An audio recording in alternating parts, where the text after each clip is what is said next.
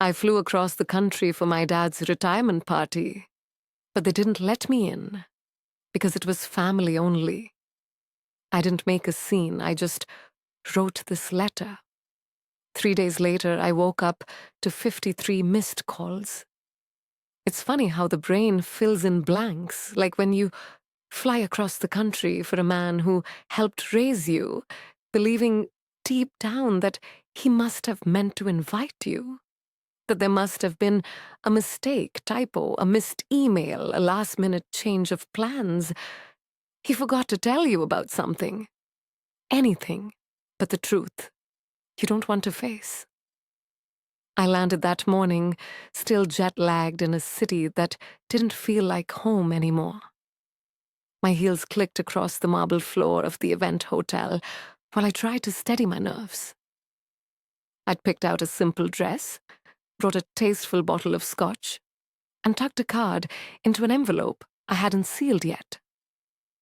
The envelope also contained a check that I hadn't told anyone about, not even my therapist. I had been preparing myself to feel out of place. What I wasn't prepared for was not being allowed in at all. The receptionist smiled politely, too politely. That kind of forced customer service smile people use when they're about to ruin your afternoon. Name? Eva Carter, I said, smoothing down my dress. I'm here for the retirement party. Daniel Carter. Her eyes flicked down the list on the clipboard, scrolled again. Then she frowned. I don't see you on the list. I blinked. Sorry, it's probably under family. I'm his daughter. Her mouth opened, then closed again. Right, of course. Just a moment. She tapped her headset and mumbled something I couldn't hear. Then she looked at me again, all compassion and discomfort. Someone will come speak to you. That was the first red flag. But you know what they say? Love is blind and sometimes dumb as hell. So I stood there awkward and smiling while guests breezed past me in designer suits and cocktail dresses. A woman in a glittery gown walked by holding a balloon bouquet that said, Bon voyage. I stood there holding my scotch and my envelope like a kid who'd showed up to the wrong birthday party. Then a hotel staff member appeared and asked me to follow him. I thought I was being taken inside. Instead, I was led to a private hallway behind the ballroom where my father, my brother Rob, and his wife, well, the wife, not my stepmother. Let's not get carried away. Were waiting. My father's arms were crossed. Rob looked like he had just sucked a lemon. And the wife was pretending to check her phone, like maybe she could text her way out of being complicit. I laughed because of course I did. What else are you supposed to do when your own family gives you the we need to talk face like you're the one who's ruined everything? Oh, hi, I said. Is this the VIP entrance or Edie? Dad didn't even crack a smile. Ava, this is a private event. It's for family. I stared at him. You know I'm your daughter, right? Unless there's been some Maury-level reveal I missed. Rob rolled his eyes. Don't make a scene. I looked down at the gift bag in my hand, the neat little card sticking out of the envelope, and then back up at the people who were supposed to love me. You invited the Hendersons, I said. They live 2 doors down and once tried to sue us over a tree root. It's about chosen family, Dad said quietly. There was the phrase that launches 1,000 therapy bills. I flew across the country, I said, still hoping idiotically that someone would stop this, that someone would say, Ava, this is a misunderstanding. Come in, have some shrimp cocktail. But they didn't. You made your choices, Dad said. We wanted tonight to be peaceful as an ever free. Rob looked smug. His wife offered me a half-apology smile like, "Sorry you weren't cool enough to make the cut." And that was it. I stood there in heels that were starting to pinch and said nothing. Because what do you say to a father who uninvites you from his life but still thinks he deserves your respect? I could have shouted. I could have demanded a reason. I could have flung the gift bag at Rob's face just to see if his man bun cushioned the blow. But I didn't. I walked out without looking back. Past the lobby, past the bartender setting up champagne flutes. I passed the cardboard cutout of my dad, holding a fishing rod, next to the sign that said, "The adventure begins." And I found a cafe down the street where I could sit without anyone expecting me to smile. I didn't even order coffee, just sat at a corner table, pulled out the envelope, and stared at the check inside. I had written it 2 nights ago.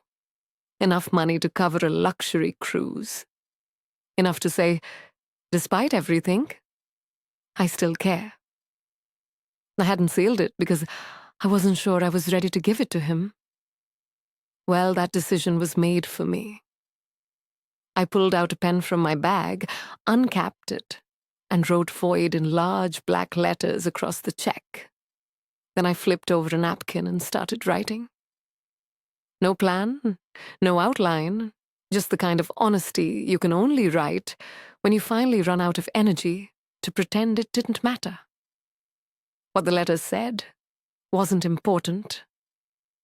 What mattered was that, for the first time in years, I wasn't trying to earn a seat at a table where I was never truly welcome. I wasn't family, remember? Just the girl standing outside the ballroom, holding the door open for other people's happiness. But I wasn't crying. Not anymore.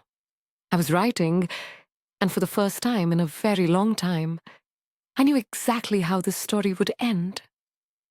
There's a moment after a betrayal where your body reacts before your brain catches up. For me, it happened the second I wrote void across the check. My hands were steady, which was weird considering my stomach felt like it had just fallen through the floor and landed somewhere near baggage claim at the airport. I sat there in that cafe, pen in hand, staring at the word like it was more than just ink, like it was a spell or a confession or maybe a severed lifeline finally snipped. Because, let's be honest, I hadn't just voided a check. I'd voided a relationship. The kind of relationship that some people might glamorize in Hallmark movies. But in reality, it had all the warmth of a tax audit and all the consistency of a toddler's mood. But to understand why it hurts so much, you'd have to rewind. Not all the way back, just far enough to see how love works in my family. It's like a vending machine. You put something in, money, loyalty, a favor, and if you're lucky, you get something sweet. A smile, a love you kid, maybe even a compliment about your hair if the stars align and Mercury isn't in retrograde. But if you don't pay up, if you hesitate, if you dare to question the transaction, well then the machine spits your quarter back out, calls you selfish, and tells everyone you're dead to it. My dad was the CEO of Emotional Vending Incorporated. When I was a kid, he used to call me his little star. Usually when I won something, spelling B, piano recital, perfect attendance, he'd brag about me at barbecues, slap me on the back like I was a miniature stock portfolio performing well. But when I got sick in 9th grade and missed 2 weeks of school, suddenly I was too dramatic. He told people I had a flair for exaggeration. I was literally in the hospital with a fever of 103, and he joked that I just wanted attention. Funny thing is, he wasn't wrong. I did want attention. I just didn't think I had to earn it by nearly dying. Then there was Rob, Rob, the chosen one, the Messiah, the human golden retriever. He could wreck the car and Dad would say, "He's young. He'll learn." I got a parking ticket once, one, and Dad called me irresponsible and asked if I even understood how money worked. Of course, that didn't stop him from asking me for money when things got tight. Yeah, let's talk about that, shall we? Fast forward to adulthood. I moved out at 18 the minute I could. Not because I was brave, because I was exhausted. Home was like walking on eggshells in a minefield while blindfolded. You never knew what would set him off.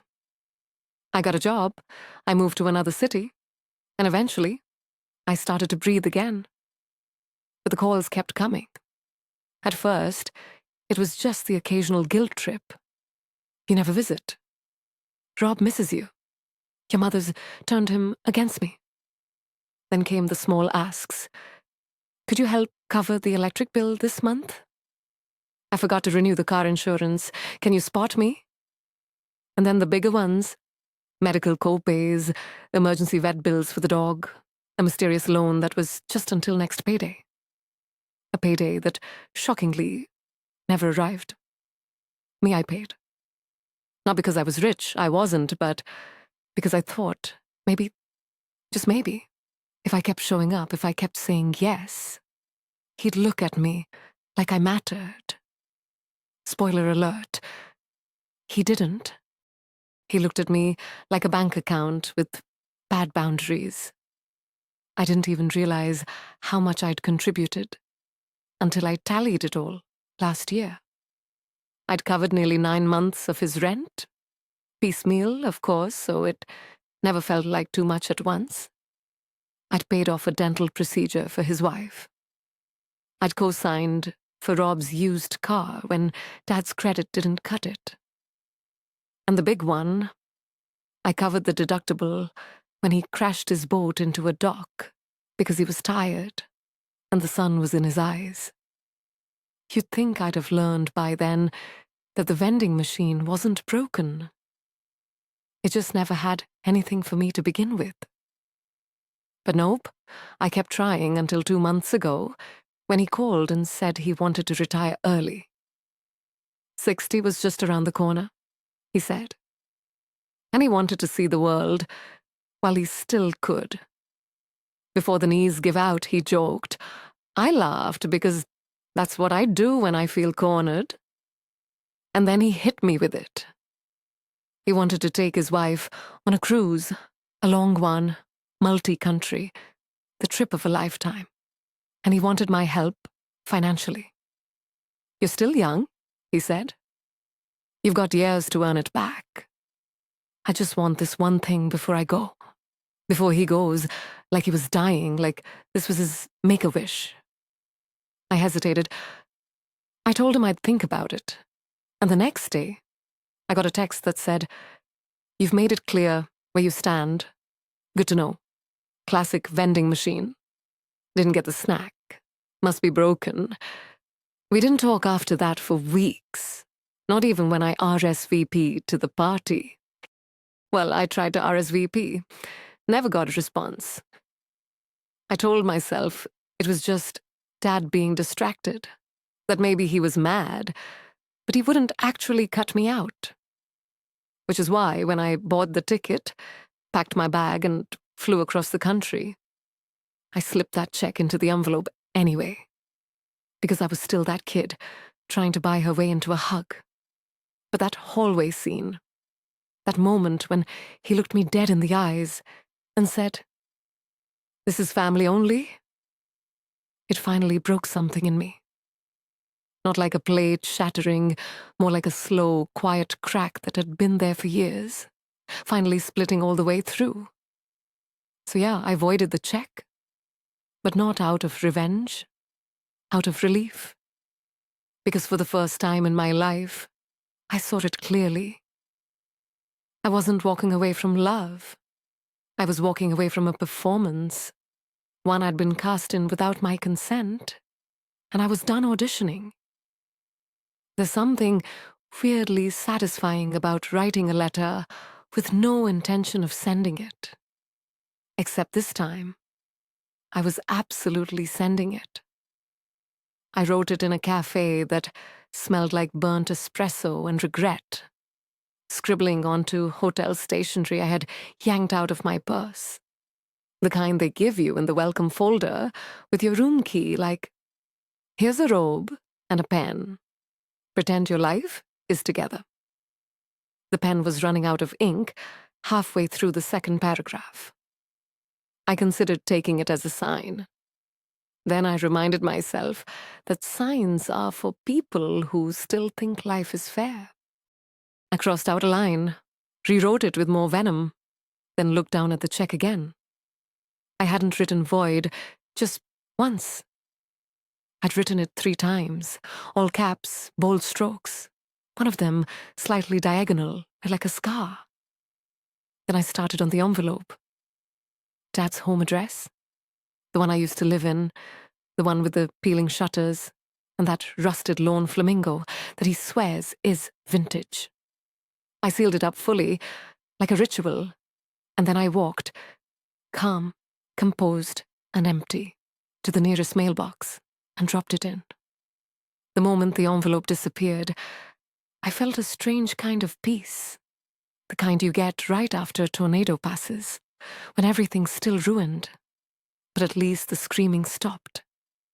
The next day, I got a voicemail from Dad. Eva, I think there's been a misunderstanding. I got your letter. Can we talk? Misunderstanding? That word again. The Swiss Army knife of manipulators. I didn't respond. 2 hours later, another voicemail. No apology, just a sudden, warm tone, like nothing happened. You know I love you, right? This trip, it was just a dream. But it's not worth losing you over. Which is rich, considering he'd already uninvited me from his life, like I was an old coworker who once stole his lunch. By the 3rd message, the cracks started showing. I don't know why you'd embarrass me like that. Everyone saw it, Eva. But there it was. Not what he did, just that other people saw it. Apparently, my crime wasn't being hurt. It was being hurt publicly. I still didn't answer. Not out of pettiness. I just didn't trust my voice not to shake. But I didn't have to wonder how he was taking it, because my phone lit up again 2 days later. Not from him this time. It was Rob. Congrats, you blew up Dad's party. You happy now? No greeting, no question about how I was doing.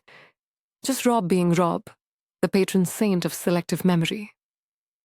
I didn't reply because what do you even say to someone who watched you be humiliated and still thinks you're the problem? But the real fallout came on the 3rd day. 53 missed calls, some from my dad, a few from unknown numbers, one from my Aunt Carol, who I haven't spoken to since she told me my tone was the reason people didn't visit me. I found out what happened from a text from a cousin I barely knew. He sent a blurry photo of my dad holding the envelope, standing in front of a Hallerton cake, shaped like a cruise ship. According to him, Dad opened the letter during the thank you speeches. He thought it was a sentimental surprise. The room had gone quiet as he read it. At first, they thought he was getting emotional. Then he turned the check around void in 3 angry strokes. People were stunned. His new wife, the Instagram perfect one, who referred to me as his complicated daughter, got up and left the table. Apparently, she thought the cruise was happening next month. Guess she should have married a different bank account. That night, Dad texted again. Please call me. We need to fix this. Fix what? My childhood. I finally listened to one of the voicemails just to see if anything had changed. Spoiler, it hadn't. He sounded desperate, but not for me. For damage control. You've made your point. I just don't think it was fair to make it there. People are talking, Ava. People are talking. And there it was again. His favorite concern. Appearances. Never mind that he'd systematically pushed me to the edge of his life. Like I was a guest who overstayed her welcome. Never mind that he'd built a fantasy retirement plan partially funded by my bank account. Never mind that I'd helped pay his bills in silence for years, while Rob got praised for remembering birthdays. But I was the problem because I had dared to speak. Well, right. The next few days were wild. I found out from a mutual friend, Reed, someone who used to babysit Rob's kids, and now sends me thinking of you memes when drama explodes, that Dad's wife had packed up her things and moved out. Apparently, she'd already posted a vague Instagram story with the caption, "Sometimes the vacation you need is away from the people who hold you back." Subtle. I'm not saying she was a gold digger, but if the gold did disappear, she wasn't sticking around for the mining. Then came the real kicker. Dad cancelled the cruise. No dramatic announcement, no apology, just a quiet cancellation and a frantic attempt to apply for a new job. Because as it turns out, when you burn bridges with the one person secretly holding your financial scaffolding together, things collapsed fast. I didn't even have to lift a finger. Just one pen, one napkin, one envelope, and suddenly the man who told me I wasn't family was dealing with the consequences of not having one. The irony, I would have given him the check. I wanted to. Even after everything, even after the guilt trips and the exclusion and the "you made your choice" garbage. Some part of me still wanted to believe there was love under all the manipulation. But there wasn't. There was just need, expectation, control, dressed up as affection. And now there's silence, which oddly enough feels like the first honest thing we've shared in years. You know, that moment in a horror movie where the monster is finally gone, but the protagonist still checks under the bed, just to make sure. That was me staring at my phone. I didn't answer any of the 53 calls. I didn't need to. The voicemails were more than enough. Dad sounded like a man who'd realized his parachute wasn't packed and the ground was coming up fast. First message, gentle, charming. "Ava, sweetheart, can we talk? I think there's been some kind of misunderstanding. You know I love you." Second message, slightly cracked around the edges. "You didn't have to do it like that. That was cruel. People are asking questions." Third message, "You've made your point.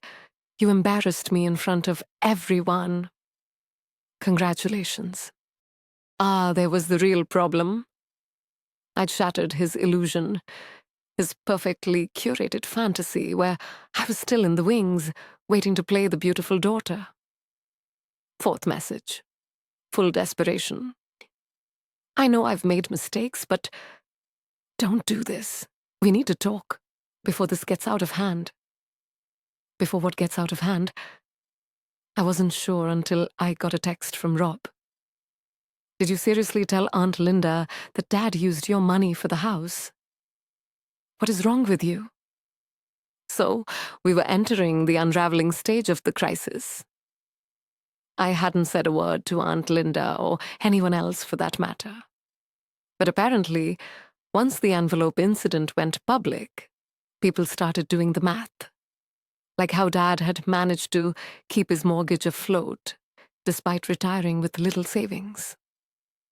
Or how Rob's new car mysteriously appeared after Dad's insurance fell through. Turns out, when you remove the silent financial engine behind a man's carefully constructed life, the engineless shell makes a lot of noise as it crashes. I didn't respond to Rob because I was busy doing something else, something I hadn't done in over a decade. I rested for real. I slept through the night without anxiety dreams. I stopped checking my phone every 5 minutes, waiting for a guilt missile. I even went to brunch like a normal person with bottomless mimosas and zero sense of dread. But peace never lasts long when a manipulator is spiraling. A week later, I got a message from a number I didn't recognize. Eva, this is Carolyn, your dad's HR rep. He listed you as an emergency contact. He's trying to apply for a contract position and needs your tax documents for some reason. I stared at the text like it had personally insulted my IQ. He had listed me as an emergency contact.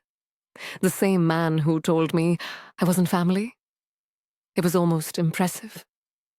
The man was out here trying to file for jobs using my information, while simultaneously pretending I didn't exist at public functions.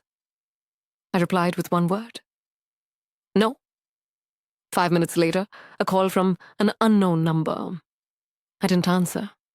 Then came a string of texts from Dad. I just need your help for a little while. This isn't permanent. Don't be cold, Eva. I'm your father. The classic hits. And then because manipulators never quit, he tried a new tactic. He emailed me. Yes, emailed me. A full essay titled, Let's Try Again. I skimmed it. It was part apology, part sober story, part fundraising campaign. He admitted he should have handled the party differently, that he was hurt by how I pulled away after all he'd done for me. He said retirement hadn't gone as planned. No kidding. And that he was now looking at downsizing. Maybe a small apartment near Rob. Poor Rob.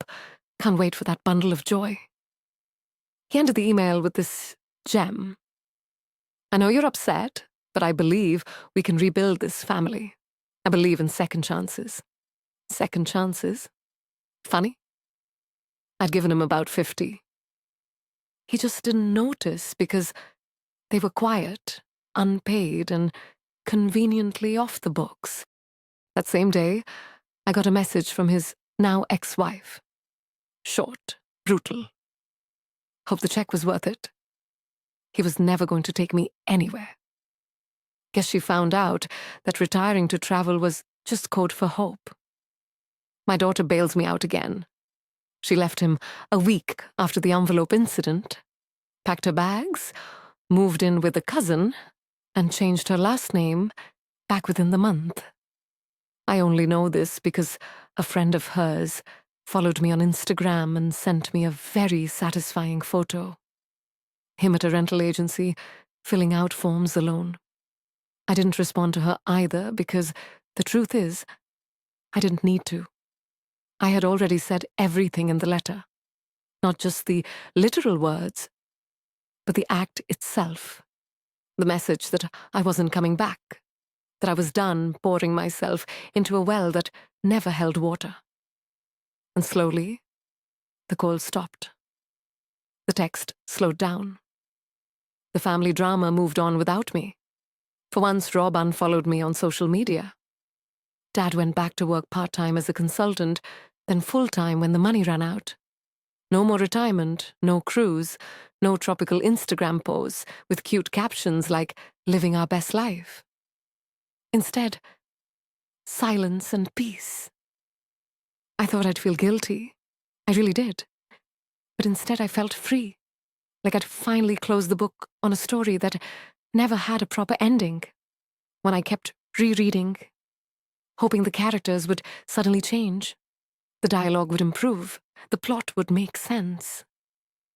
But sometimes the only satisfying ending is walking away from the book entirely. Now I'm building something different. My own life, my own peace. No more surprise emergencies. No more guilt-laced favors. No more family-only events where I'm the ghost in the corner, holding a gift no one wants. Just me.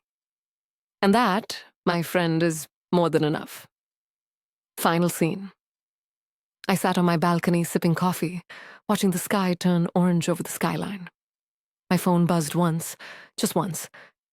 Dad's name? One last try. I let it ring. Then I did the most satisfying thing I've done in years. I deleted his contact, blocked the number, and leaned back in my chair, smiling into the wind like someone who had finally stopped knocking on a locked door. So, was I wrong? Was I cruel for sending that letter? For voiding the check? For refusing to play the beautiful daughter one last time? Or was that the only way to finally break free from a lifetime of emotional debt? I'm not saying I handled it perfectly, but I did what I had to do to protect my sanity. What would you have done? Would you have sent the check anyway, confronted him in the ballroom, walked away in silence? Let me know in the comments. I really want to hear your take on it. And if you want more stories,